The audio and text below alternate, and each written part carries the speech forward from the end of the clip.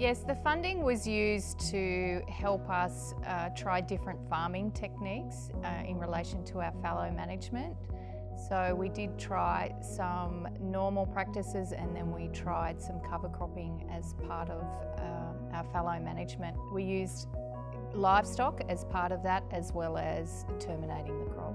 It's a very slow process, so the benefits are probably not evident as yet, but we believe in what we saw from our initial trial, that we have extended that into our current farming country.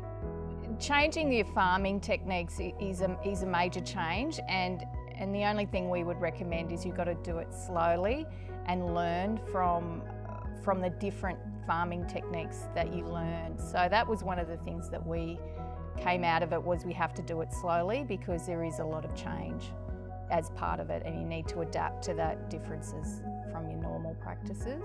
Yeah, the environmental flow-on effect, well, basically what we were trying to do was increase our carbon levels in our soils.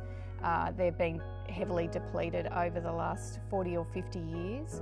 So that was our main thing, and then off the back of that was building our water efficiency. So for times like this, when it's dry, that we at least have long-term viability as part of it. The benefits for future generations, I believe, is making agricultural farming a long-term alternative. So getting carbon back into the soil, we know from scientific data that this is beneficial and is a win-win situation. So we believe that we can contribute to the future of community. It's quite evident that this is this is creating momentum, what we're doing at the moment.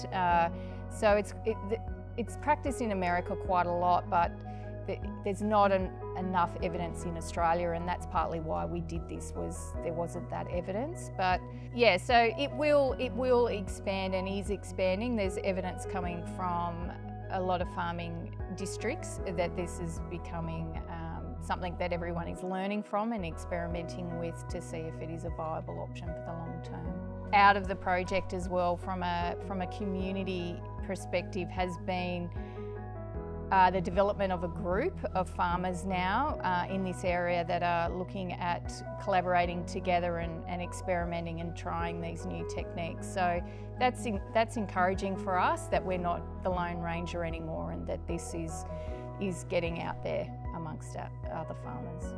The response to me has been surprising. I didn't realise how many people out there were interested in this topic. So for me, it has been really surprising, and we've been really encouraged from the field day that we had, where we had over 60 participants come here to view the trial. So we believe that it is gaining momentum.